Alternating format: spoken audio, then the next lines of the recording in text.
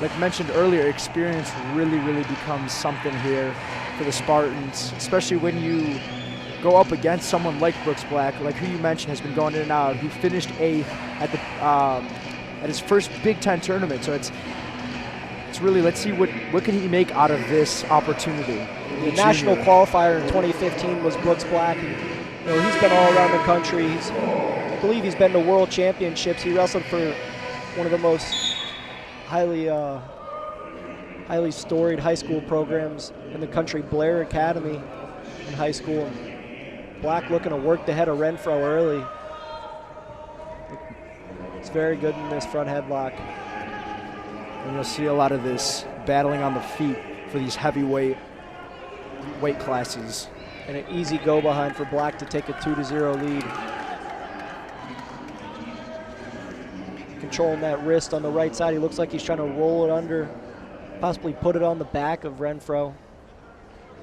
Renfroe unable to build any kind of a base as Black has the right wrist of Renfroe.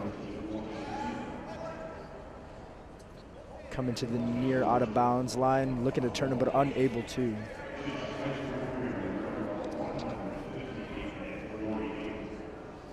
Renfroe struggling from the bottom. That head lever on the right side for Black. He's controlling that right wrist and putting the shoulder or head in the shoulder of Renfroe. And once again, like I mentioned earlier, the Spartans need to get off the bottom. This is where they typically struggle against Big Ten opponents.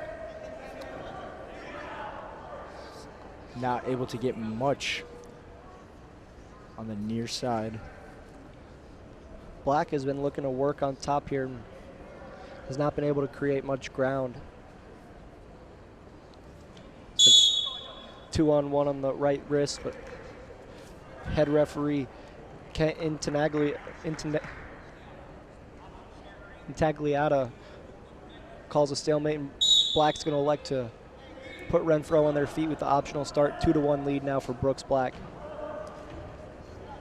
Let's see if Renfroe can work anything, possibly take a shot of his own, take advantage. But it seems like Black is exerting more offense, driving Renfroe into a defensive state.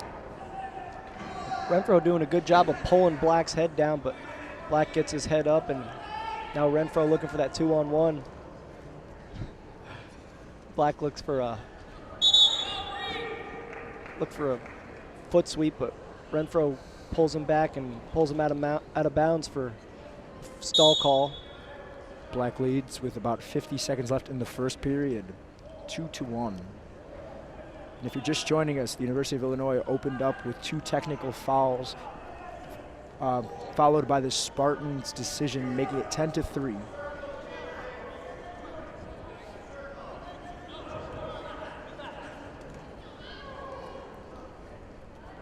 Fight. Renfroe looking like he's getting frustrated, and they're going to hit him for a technical violation. So what you've seen so far from the Spartans and from the Fighting Illini, Christian, what do you think could be changed, or what's going to be need to change for both teams in order to find themselves successful today? Michigan State needs to work on getting off the bottom more. You know, 2-1 in bouts so far, favored of the Illini. They've gotten riding time in both. Michigan State got a victory at 197 pounds, but didn't claim the riding time points. So wrestling on the mat's going to be huge, and the Spartans need to create more offense on their feet. Brooks Black is going to get choice to start the second period, and he's going to elect to choose the bottom. Black leads Renfroe 3-1. And we want to see Renfroe go to work on top here. Get rid of that 1 minute and 13 seconds of riding time that Brooks Black owns right now. Black building a good base. Renfroe doing a great job circling his feet, moving side to side, getting Brooks Black broken down to his elbows. Black sits out and they're in a crab ride position now. Renfroe needs to get his hips back on top. He's sagging off a little bit. And there's a 2-point reversal for Black. Black with that reversal. He's going to start to accumulate riding time again. Renfroe got it just under a minute. Now Brooks Black looking to work that right wrist once again. Black re-entering a minute of riding time on Renfroe. Doesn't seem like anything's really going on from Renfroe at the bottom the times he's been down. Got to look to sort of make sure it doesn't get hit with a stall down there. Makes it Renfroe, or excuse me, Black working that head lever again, slips a bar arm in the right side. Referee is going to call potentially dangerous.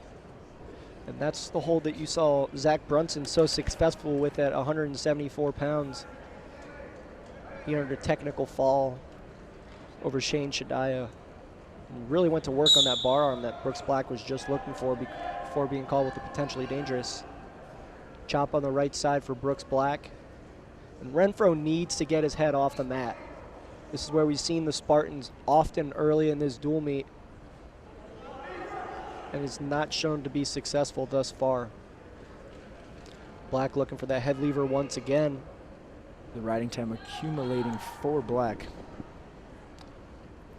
Just almost at 2 minutes now for the riding time with under 20 seconds left in the second period. Black still leads 5-1. And this is what you typically get with these heavyweight classes. Not much going on once you get down, if you get down. So see if either could build anything in this third period coming up. Yeah, it's typically what you see in heavyweight bouts, slow, methodical matches, each guy inching away. And, you know, a 5-1 lead doesn't sound like a lot, but when you're at these heavier bouts, very, very hard to overcome a small deficit.